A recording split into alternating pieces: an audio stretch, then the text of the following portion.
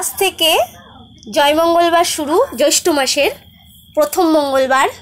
তাই আমার মা মঙ্গলচণ্ডীকে ধ্যানের মাধ্যমে ওনাকে আহ্বান জানানো হচ্ছে।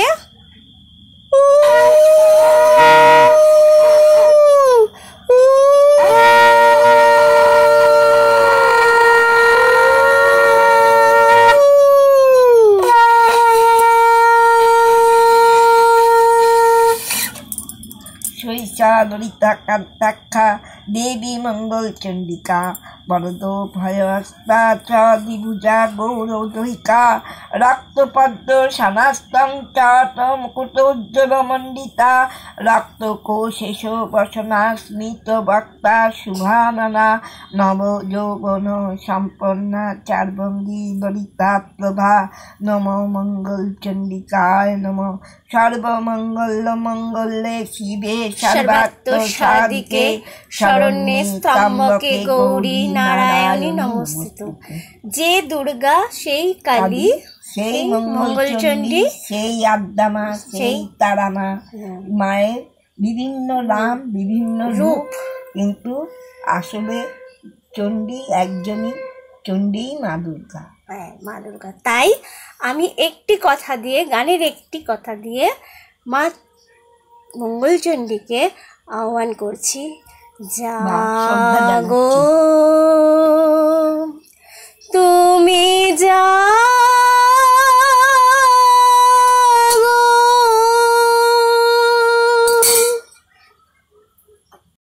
আজকের দিনে মা মঙ্গলচণ্ডীর ঘট পাতে অনেক বাড়িতে আবার সারা বছর ধরে ঘট পাতা থাকে। আমাদের কোনো ঘট পাতা হয় না, শুধু ইতু পুজোর দিন ঘট পাতা হয়। মা মঙ্গলচণ্ডীর উদ্দেশ্যে প্রত্যেকটা মন্দিরে, কালী মন্দিরে পুজো হয়।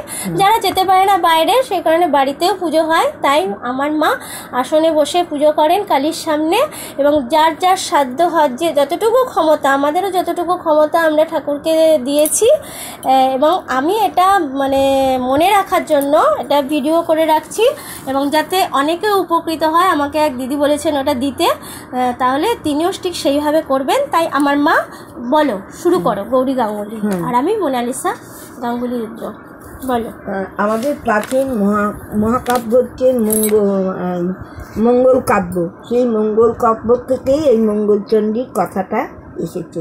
আমরা জ্যৈষ্ঠী মাসে এই মঙ্গলচণ্ডীর ব্রত করি। এই মঙ্গলচণ্ডীর ব্রতের নিয়ম হচ্ছে, লাগে 17টা জপ, 17টা আতপ চাল, 17টা দুব্বা, থালার মধ্যে একসাথে একটা থালা, 17টা তুলসী পাতা, এই দিয়ে আগে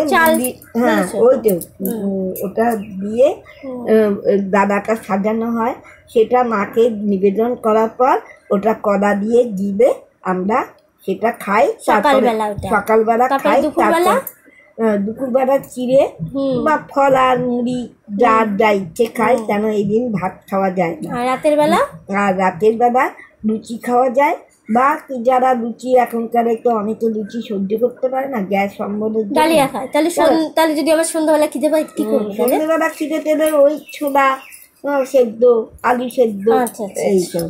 আর যদি না এই সময় বারবার করে খাওয়ার প্রয়োজন হয় না, কিন্তু ছেলে মানুষ, মেয়েরা করলে তাদের তো খিদে পায়, তারা খেতেই পারে। এর জন্য কোনো বাধা নিষেধ নেই। শুধু ভাতটা খাওয়া যাবে না, মাছ খাওয়া যাবে না, এই টোকাটা খাওয়া যাবে। এই হচ্ছে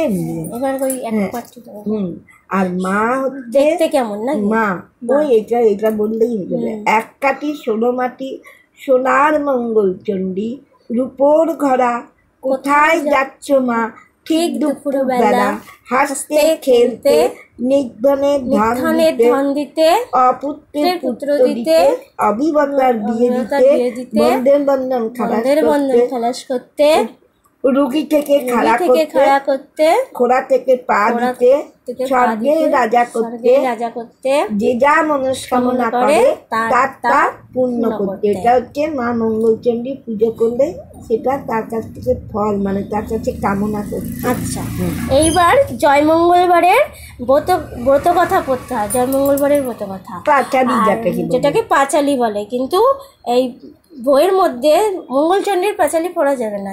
জয়মঙ্গলবারের ব্রত কথাই এই দিনেই পড়তে হবে। এক গ্রামে এক সদাগর বাস করত। সদাগরের 7টি ছেলে ছিল, কিন্তু একটিও মেয়ে ছিল না। সেই গ্রামের পাশের গ্রামে এক বেনের ঘর ছিল। বেনের 7টি মেয়ে ছিল, কিন্তু একটিও ছেলে ছিল না। এক সময় মা মঙ্গলচণ্ডী এক বুড়ি ব্রাহ্মণের বেশে বেনের বাড়ি গিয়ে ভিক্ষে চাইলেন। বেনে বউ ভিক্ষে দিতে এলে বুড়ি তাকে জিজ্ঞাসা করলে, তোর কটি ছেলে মেয়ে আছে? বেনে বউ বলল, আমার 7 মেয়ে, ছেলে নেই। বুড়ি বলল, আমি ছেলে আটকুড়োর ভিক্ষে নেই না। তখন বেনে বউ পা জড়িয়ে ধরে কাঁদতে লাগলো। বুড়ি একটি ফুল দিয়ে বলল, ঋতু স্নানের দিন এটা বেটে খেও, তাতে তোমার একটি ছেলে হবে, তার নাম জয়দেব রাখবে। আর একদিন সেই রকম সদাগরের বাড়ি ভিক্ষে চাইল। সদাগর পত্নী ভিক্ষে দিতে এলে তাকেও বুড়ি কয় ছেলে কয় মেয়ে জিজ্ঞাসা করলো। সদাগর পত্নী বলল, তার 7 ছেলে মেয়ে নেই। বুড়ি তাকে বলল, আমি মেয়ে আটকুড়ির মুখ দেখি না। তখন সদাগর পত্নী অনেক কান্নাকাটি করতে বুড়ি তাকেও একটা ফুল দিয়ে বলল, এটা ঋতু স্নান করে বেটে খেলে যে মেয়ে হবে তার নাম জয়বতী রেখো। কালে বেনে বউয়ের ছেলে আর সদাগর পত্নীর মেয়ে হলো। জয়দেব পায়রা নিয়ে খেলা করে বেড়ায়, আর জয়াবতী ফুল তুলে খেলা ঘরে মঙ্গলচণ্ডীর পুজো করে। একদিন জয়দেবের একটি পায়রা উড়ে জয়াবতীর কোলে এসে বসলো। জয়দেব দৌড়ে এসে জয়াবতীর কাছে পায়রাটা চাইল। জয়াবতী বলল, আমি পায়রা দেব না, ওটা উড়ে এসেছে। জয়দেব বলল, যদি পায়রা না দাও তাহলে সব টেনে ফেলে দেবো। জয়াবতী বললে, আমরা জয়মঙ্গলবারের ব্রত করছি, ফেলে দেবে কেন? জয়দেব ব্রতের ফল জিজ্ঞাসা করাতে জয়বতী বলল, এই ব্রত করলে জীবনে কষ্ট পায় না, জলে ডোবে না, আগুনে পড়ে না, অস্ত্রাঘাতে কাটে না, হারানো জিনিস পাওয়া যায়, মরে গেলে বেঁচে। মানে এটা হচ্ছে ব্রতের ফল আর বিশ্বাস। জয়দেব শুনে মনে মনে হেসে চলে গেল। আমরা হয়তো সেই কাজ করি না, সেই জন্য আমাদের সব কিছু পূর্ণ হয় না। জয়বতী কী করলো? পায়রা উড়িয়ে দিল। এই কথা শুনে, ব্রতের ফল শুনে জয়বতী পায়রা উড়িয়ে দিল, আর জয়দেব মনে মনে মিচকে হাসলো। ক্রমে জয়দেব ও জয়াবতী বড় হয়ে উঠল। জয়দেব তার মাকে বলল, মা, আমি জয়াবতীকে বিয়ে করব।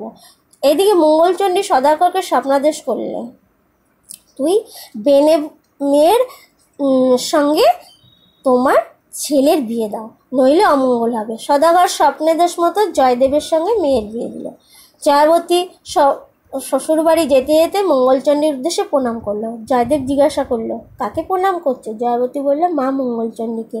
মনে নেই অনেক দিন আগে একবার বলেছিলুম? জয়দেব মনে মনে বলতে লাগলো, এর পরীক্ষা করব। রাস্তায় যেতে যেতে জয়দেব জয়াবতীর সব গয়না খুলে নিয়ে বলল, এখানে বড্ড চোরের ভয়। তারপর ব্রতের ফল পরীক্ষা করার জন্য গয়নাগুলোকে একটা পুটলি বেঁধে নদীতে ফেলে দিল। একটা মাছ সেই পুটলিটা গিলে ফেললো। বউ ভাতের দিন সেই মাছ ধরা পড়লো। বড় মাছ দেখে কেউ কুটতে পারল না। জয়াবতী মা মঙ্গলচণ্ডীকে স্মরণ করে মাছ কুটল।